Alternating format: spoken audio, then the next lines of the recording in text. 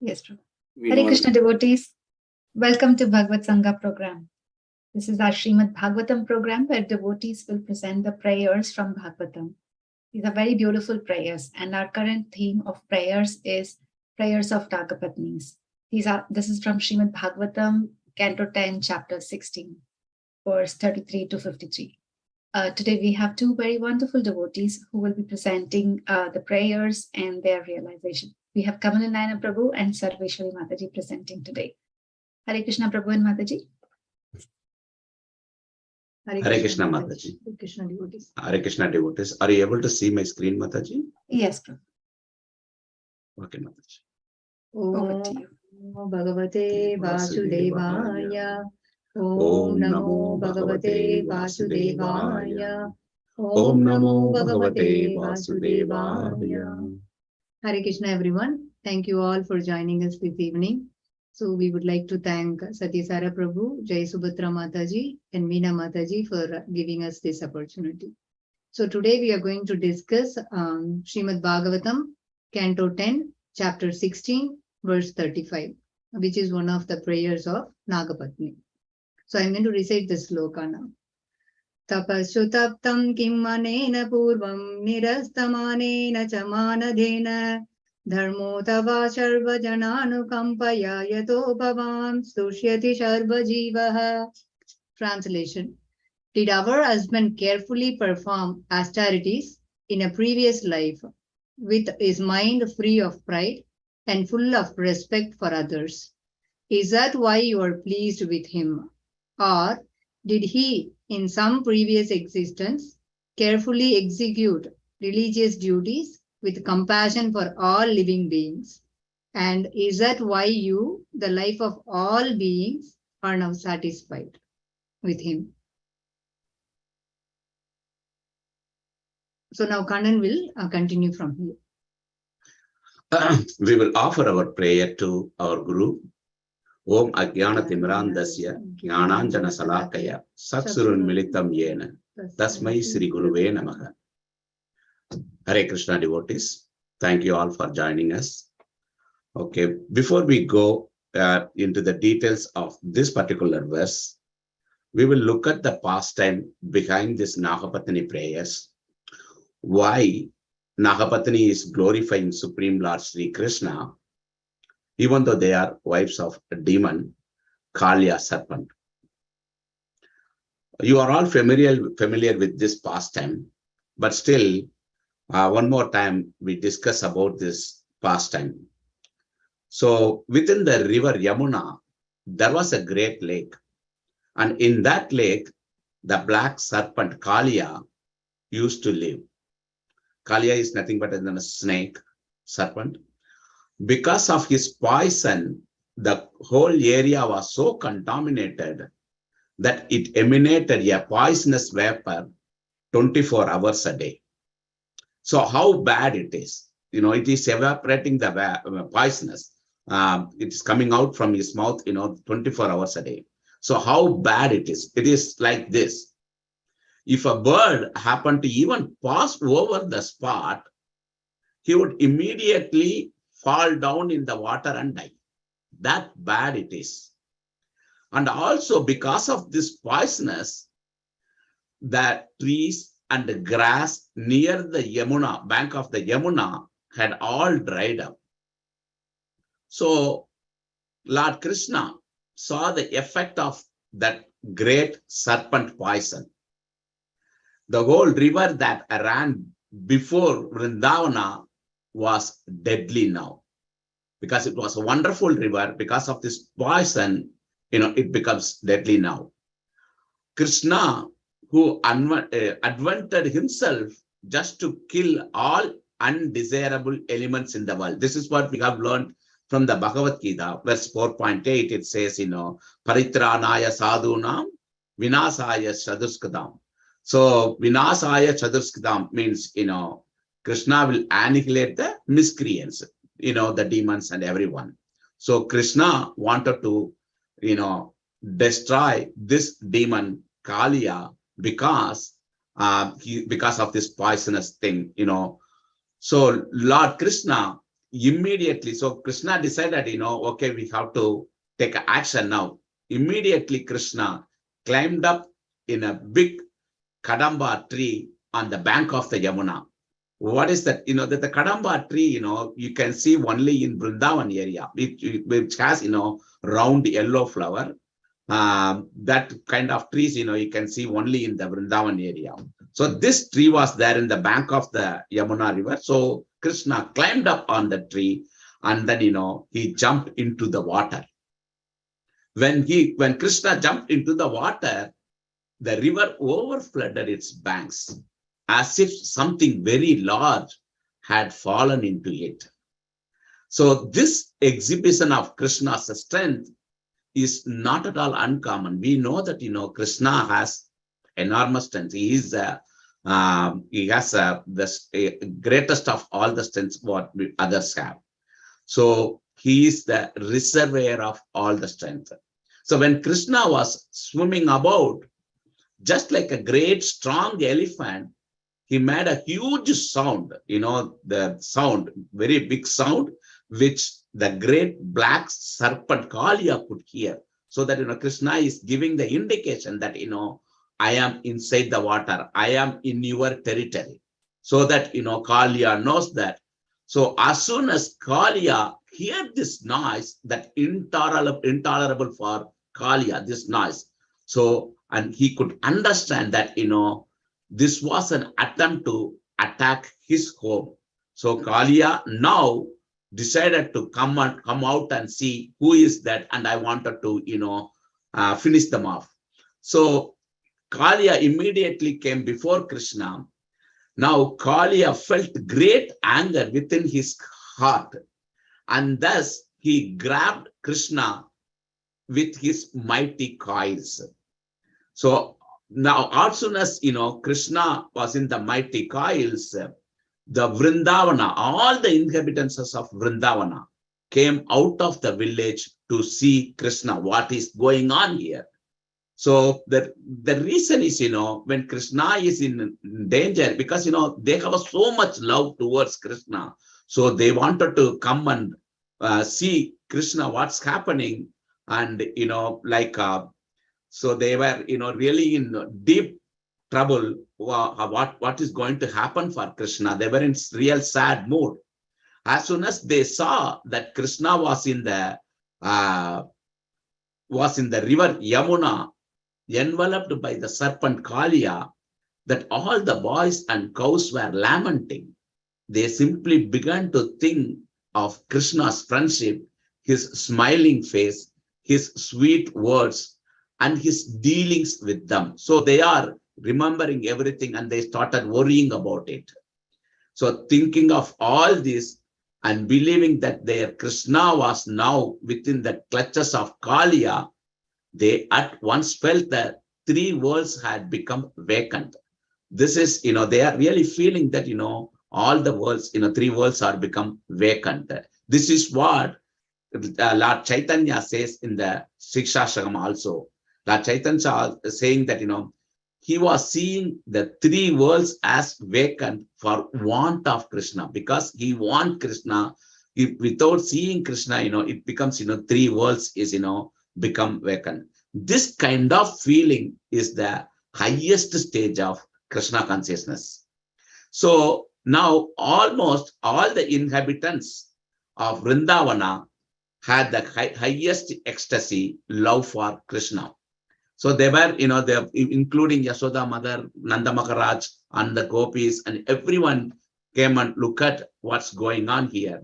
So for 2 hours, Krishna remained like an ordinary child, gripped in the coils of Kaliya. But when he saw that all the inhabitants of Gokula, including his mother, father, gopis, boys, cows, were just on the point of death, and they had no shelter for salvation for imminent death. Now Krishna really understood their feelings, and Krishna immediately freed himself from the Kaliya's clutches, from the coils. How he released, Krishna released, Krishna began to expand his body when the serpent tried to hold him, Then the serpent felt, great strain. Kalia then became very angry and his great hoods expanded. Krishna immediately pounced upon him just as Garuda swoops upon a snake. This is exactly, just Krishna called, Kalia. Krishna immediately pressed down the serpent's hoods and jumped upon them. So now Kalia's hoods, Krishna jumped over there. The Lord's lotus feet became tinged with red from the rays of the jewels on the snake's hoods. So this is how, Krishna's lotus feet feel like. So then he is the original, the Krishna, we all know that, Krishna is the original artist of all fine arts, such as dancing, everything. So Krishna now began to dance upon the hoods of the serpent, although the serpent, the hoods, moving here and there. So now gradually Kalia was reduced to struggling for his very life. Now, Kalia is struggling for his own life. Kalia vomited all kinds of refuse and exhaled fire from his mouth. But while throwing up poisonous material from within, Kalia became reduced in his sinful situation. The Lord immediately captured that hood and subdued it by kicking it and dancing on it. So now Krishna is, dancing on the Kalia's hood. So Kalia then, now Kalia is, earlier Kalia was vomiting poisons and also fire and everything. But now Kalia began to vomit blood instead of poison. He was completely fatigued. His whole body appeared to be broken by the kicks of the Lord. So now only realized Kalia within his mind finally began to understand that Krishna was the Supreme Personality of Godhead. So he finally surrendered unto him, unto Krishna. He realized that, Krishna was the Supreme Lord, the master of everything. So now Kalia realized, and Krishna was the one dancing on his hood, and he completely surrendered to Krishna. Now, in this situation, Kalia's wives watching everything, like whole Vrindavan people watching, like, inside the Yamuna river, all the other serpents and living entities inside the river, they are also watching it. And now Kalia's wives, Nagapatni, was offering prayers to the Supreme Lord, Sri Krishna. This is the verse, what we are going to discuss today, which is, Srimad Bhagavatam, Canto 10, Chapter 16, and verse 35. So the Nagapatnis initially saw their husband was being subdued by kicking of the Lord within, whose womb the whole universe remains. Now Kalia's wife also surrendered to Supreme Lord and began to pray. So they appeared before Supreme Lord, put forward their offspring, and anxiously offered respectful obeisances, falling down on the bank of the Yamuna. Nagapatnis knew that the Krishna is the shelter of all surrender souls, and they desire to release their husband from the impending danger by pleasing the Lord with their prayers. This is important. This is interesting point. They knew that Kalia was a notorious person, demon, and he tortured all the people. And when Krishna was dancing and on the Kalia's food, and when he was vomiting, blood stain comes out from Kalia, they themselves, the Nagapatnis thought that Kalia was going to die, but they felt that But they were seeing that Kalia was surrendered to Krishna. That's where Kalia's wife Nagapatni realized that okay, our husband realized his mistake and he surrendered to Krishna. And why can't we approach Krishna and pray Krishna so that Krishna will release Kalia? That's a mood they have. So this is kind of in today's world also we can see this kind of Nagapatnis. I can remember one childhood instance in my street. Now our neighbor, they have three kids, husband and wife and three kids. The husband goes to work, and when he comes back from the work, he will be too much intoxicated. He drinks too much of alcohol. As soon as he comes home, there will be a big fight between husband and wife. And this guy, we will not fight inside the home. He will come out and on the street, and he will do all kind of nuisance things. Sometimes he takes the knife and chase his wife also. And whoever the neighbors go and advise him, you should not do that, leave her or something. Then he will start a fight with the other person, whoever is supporting. And this was going on for a while. I witnessed this in front of my own eyes. One day, one of my neighbor called the police. The police came. The police came, and police were, slapped on that particular guy, and they were about to take him to the police station. His wife came and begged police that, just leave my husband. He is really good person. Today he turned out a little bit awkward, so he won't do it again. You please leave him alone, leave him. And he was begging to the police. Just 10 minutes back, the same guy was chasing her with a knife on the street. I could not really believe that. So this kind of Nagapatni is still there in our material world also. Now also it is there. So and the next days he will go to all the temples and pray for her husband that he will not drink alcohol, something like that. He will become pure or something. So this is exactly similar to this Nagapatnis. Nagapatnis knows that our husband is bad, but still when the husband realized his mistake and surrendered to Krishna, then they also wanted to go and beg Krishna that please release my husband. So this is in the purport of this verse. Srila Prabhupada come and says that the Nagapatni is convinced that one cannot come in contact with Krishna without having executed pious activities in devotional service in his previous lives. What Nagapatni is thinking that because Krishna put his lotus feet on his hood, it's touching one to one. That kind of mercy you will not get by the ordinary devotional service. You must have done very pure devotional service in your previous life. That's why then only you can get that kind of one-to-one relationship with Krishna. Even though Krishna wanted to destroy, but Krishna's lotus feet on Kalia's head is really, really mercy for Kalia. That's what Nagapatnis were discussing. He must have done, our husband must have done something in the previous life, good, very good pious activities. Then only, that's how, Krishna is showing his mercy on his good. Then, this is what in the sixth Shastaka also it says, Trinatapi Sunisena Tarorapi Sagisuna Amanina Manadena Kirtanya Sadahari.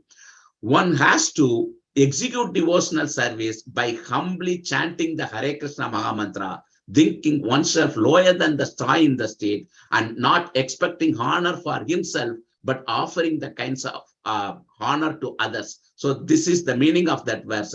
So Nagapatni is thinking that, although Kalia had the body of the serpent as a result of grievous sinful activities, at the same time, he was in contact with the Lord to the extent that the Lord's lotus feet were touching his hoods.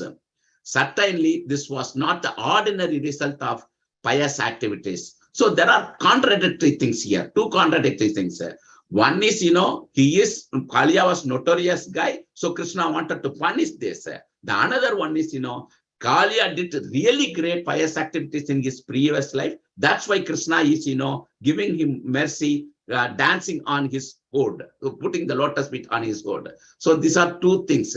As stated in Sikshastakam, one is in the stage of Nishta. Nishta means, that one who is fixed up in Krishna consciousness, then only they will become, he has to be permanently fixed up in Krishna consciousness, then only you will be humble and respectful to others. In the way of material life, if you take the material life, it is, path of pride. How you determine you are advancing in material life? It's a path of, pride only. You will, others, you get a successful job and everything so that, everyone is pricing. So this kind of feeling, the path of pride going in upwards is material advancement. But in spiritual advancement, what is the spiritual advancement? In Krishna consciousness, what is the spiritual advancement? In the spiritual life, the pride should come down. The name and fame, whatever you are expecting, that as long as if it is coming down and you are having humility and respect for others, then your spiritual advancement goes high. This is exactly what, in Sikshastakam, it says that, you have to be humbler than a blade of grass. When I become humble, my love towards Krishna increases. But when pride enters, pride comes in my life, the love towards Krishna goes away. So that as simple as it is. So you have to be humble. You become a devotee in this life because even I become a devotee in this life because I have done something good in my previous life. But at the same time, I did something wrong in my previous life. That's why I took this body, human body. Otherwise, I would have gone back to Godhead in the previous life itself. So at least in this life, we got that, Krishna consciousness by mercy of Sarveshvari Prabhuji, Jaisapatra Mataji, Abhay Charan, everybody, Abhay Kulkarni, and everyone, the mercy of them, I got into that, and I am associating with the good association. So now I have to stick to this Krishna consciousness, and I need to, improve my devotional spiritual life. So what is I need to clear my offenses. How can I clear my offenses? You can clear your offenses by chanting. This is what Srila Prabhupada says. Chanting is the clearing platform, meaning clearing offenses. There are 3 stages in chanting in the holy name of the Lord. The first stage, one commits 10 kinds of offenses while chanting. That is what we are all doing. I'm sorry not to say that we are all, I am in the first stage. I am doing the chanting with offenses. And then the second stage is Namabhasha. The offenses have almost stopped, not completely stopped, almost stopped. So he is coming to the platform of pure chanting. The third stage, when one chants the Hare Krishna Mahamantra without offenses, his dormant love for Krishna immediately awakens. This is the perfection. So now I am chanting, but with offenses. We know that all 10 offenses, but the 11th offense is the main one. That's the root cause for all the things. So what is the 11th offense? It is also an offense, being inattentive while chanting. That is the root cause of everything. That's the root cause. So chanting the holy name is important. Otherwise, we again fail from following the Krishna consciousness. Chaitanya Mahaprabhu says in the second verse of Sikshastakam, Namanam Akari Bhaguta Nijasarva Sakti Tatrapita Niyamita Smaranena Kalaha Idatrisi Tavakripa Bhagavan Mamapi Durdaivam Idrisam Iha Janinanuraha.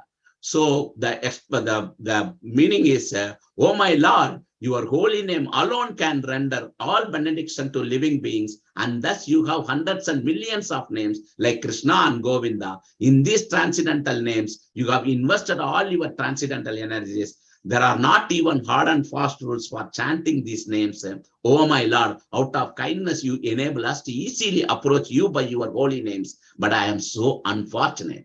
that I have no attraction for them. If you look at this meaning, there are two things clearly says, Chaitanya Mahaprabhu says that the difference between the Krishna and the Jiva. The Krishna, he is first 6 or 7 lines, he says, your holy name alone and everything. You invested all your transcendental energies. So Krishna is giving limitless mercy for us. But as our Jiva, the last line says, I am so unfortunate that I have no attraction for them. So Krishna is giving us everything, but we are not taking it. That's because, we are in the condition mode. We are in the ignorance. So as I said, the major problem is the 11th offense, being inattentive, the inattentive while chanting. This is because, why I am inattentive? This is because my mind is not in our control. That's na anuraga. This is in the verse, the Sistasakam verse, it says anuraga means attachment. Na anuraga means no attachment. I have no attachment for Krishna. That's why my mind is not in control. That's why I am not being, attentive, giving the attentive chanting. So what should I say? Krishna says this. You have to control your mind like a candle flame in a windless place. If it is no winds, the candle flame, straight forward, focused. Our mind also should be like that. So, if you control your mind, you can control your, everything will come. Attentive chanting and everything will come. How can you control your mind? By abhyasa and vairagya. Abhyasa means what? Abhyasa means practice. Practice means what? Practice means repetition. Repeatedly doing that. We practice. So what it is saying, we have to practice. We have to chant Hare Krishna Mahamantra, 16 rounds of chanting, repetition every day. So if you do it continuously, then your mind will be under the control. Even if you take, kids, any kids, if you ask them to sit and study, they say, they are not interested in doing that because their mind wants to go and play something out of this. But the parents and teachers are forcing them to do them, study. But because of that, they will get, good marks and good life, and, they'll become a good citizen. That's all. So like that, we need to chant continue repeatedly every day. So if you do pure chanting and the other pure devotional services, you will definitely go back to Godhead for sure. So only the chanting will help. And I will complete this, with the last thing. In the Sistasakam, in the last verse also, it says then, Asilasya va pataratam pinastumam adasanam marmagatam krutav va yata tata va vitatatu lampato but prananatastu sayave na paraha. I know no one but Krishna as my Lord, and he shall remain. So even if he handles me roughly by his embrace or makes me broken-hearted by not being present before me, he is completely free to do anything and everything, for he is always my worshipable Lord unconditionally. So what this particular thing says, what I understand from this is, Krishna will embrace you in 2 different ways. One is direct embrace, Yashoda Mada, Nanda Maharaj, and everybody, they are physically connecting. Direct embrace. Krishna gives embracement for them directly. And the another way is, indirect way. Indirect way, how it happens, like Kaliya, Krishna's lotus feet, touched Kaliya's head. So this is indirect, even though it is a punishment, but it is a indirect embracement for Kaliya, because Kaliya becomes a now great devotee. This Kaliya got these opportunities only because in the previous life he has done very pious activities, and he was in spiritually he was elevated in the previous life. Otherwise, he would have not got this opportunity. So what I am trying to say here is, we have to practice chanting. We have to think Krishna all the time to, if you want to go back to Godhead, even if you are not going back to Godhead, if you make any mistakes in this life, the next life, like Kajendra, we may get a chance and go back to Godhead. So thank you so much for listening. If I make any offenses, made any offenses, or hurt your feelings, please forgive me. Thank you, everyone. Hare Krishna. Hare Krishna. Hare Krishna, Prabhu and Mataji. That was a very fantastic class, Prabhu. Very nicely you narrated the pastime. It felt like, we were in the pastime, seeing it. A beautiful narration. Mataji, thank you for reciting the prayer. It was very beautiful and very clear. And Prabhu, the story that you shared from the childhood and, related it to how Nagapatnis are there in current times also, how they do that. That was a nice story, Prabhu, you shared. And you very nicely shared verses from Shishtastakam and how we have to be humble. And as soon as we have pride, then we go away from Krishna. It's a very important for us. And finally, the last part when you spoke about the importance of chanting and the 3 stages of chanting and how important it is that we chant with attention and think of Krishna all the time. And that's when we can go back to Godhead. So very beautiful class. Thank you, Prabhu. Thank you, Mataji. Thank you, devotees, for joining the BhagavatSanga program today. Very nice to see all of you all. We started this class after Janmashtami break, so it's very good to get all your association. With that, we conclude the program today. Thank you all. Hare Krishna.